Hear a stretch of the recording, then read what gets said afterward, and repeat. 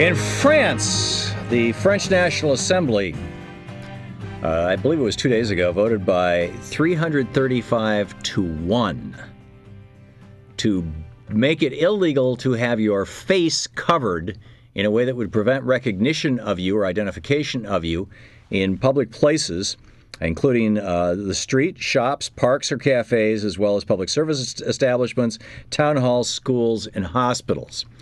Now, this wasn't to stop ski-masked bandits from going into banks. It was to stop Muslim women, Muslims constituting a significant minority in France. I believe it's about 6% of the French population, which is huge.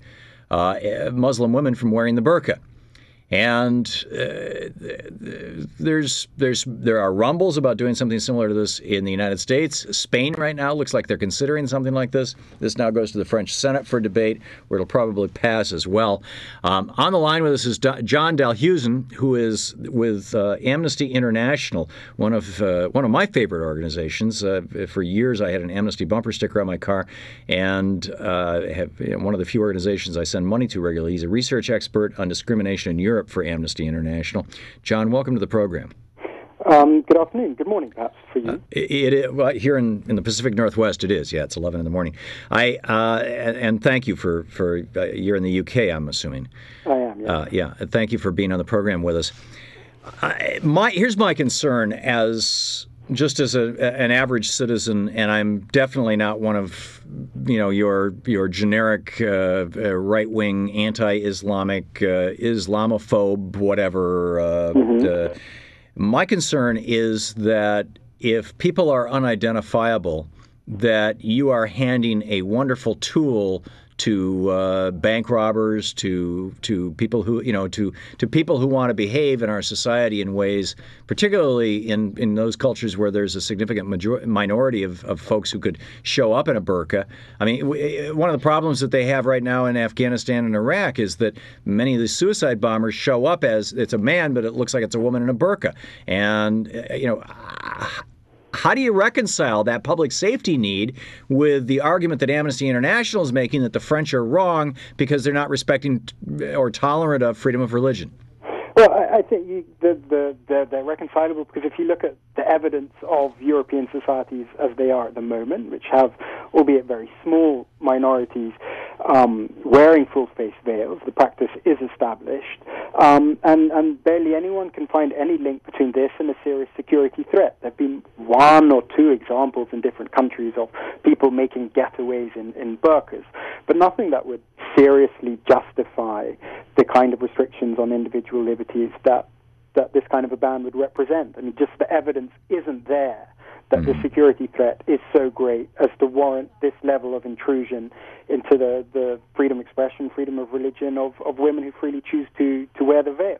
Well, that raises the second question, and that is, how many of these women who are wearing the veil or wearing the burqa in particular, the full body thing contraption, how many of them are freely choosing that? This is the ultimate indication. In Christianity, Paul in the scriptures in one of his epistles, I think it's Romans or whatever, Corinthians, talks about how women should sit in the back of the church and keep their head covered and shut up. And for a long time in Christianity, that was the case. And in fact, in the Catholic Church, they still can't be ordained. But Christianity's come a long way in that regard.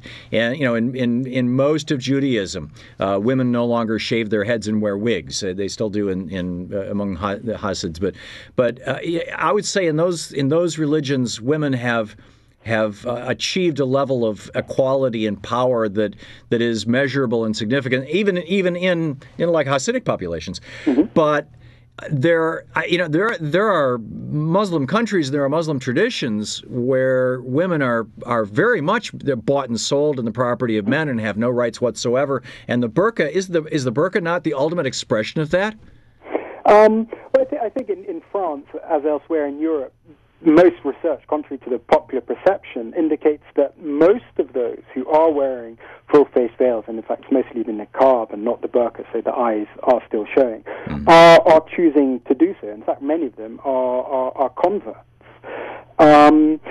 So So there is that issue. But that's while they're a minority. What happens if you end up with 20 or 30% of the population being Muslim, and then the imams start getting militant, and you have situations like you have in the Middle East where women simply have no choice?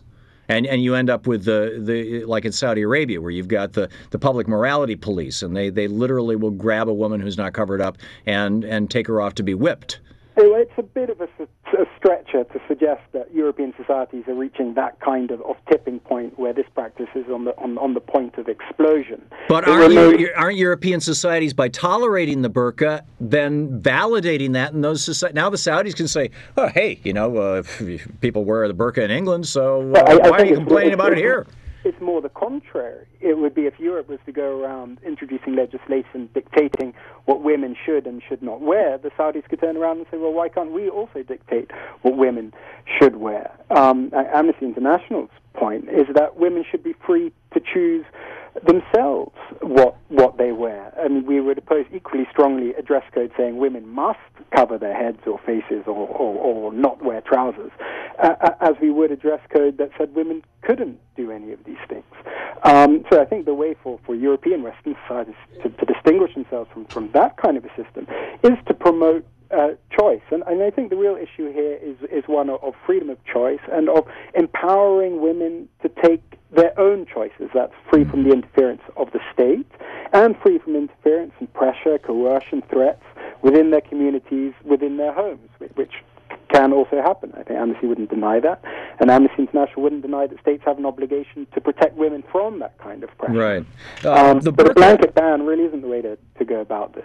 Right. Well, okay. We're talking with John Dalhousen, who is with Amnesty International, amnesty.org, the website, which is protesting the French Assembly's vote with one single dissenting vote to ban the burqa, basically, to ban face coverings in public places and public and private institutions. The burqa, I don't pretend to be a scholar of Islam. But my understanding is that the burqa or full face covering is not found in the Quran. Do you know if that's true or not?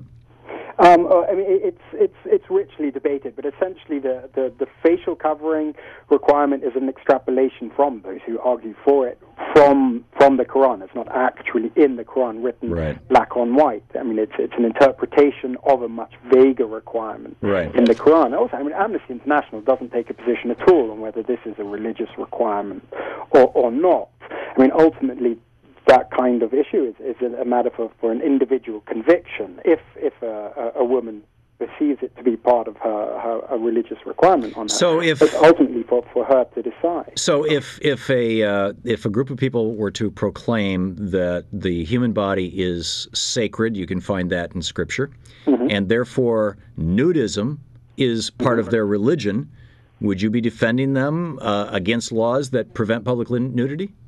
It's a very good argument, in fact, this one. It's one that has been raised by some of the more sophisticated proponents of burqa bans.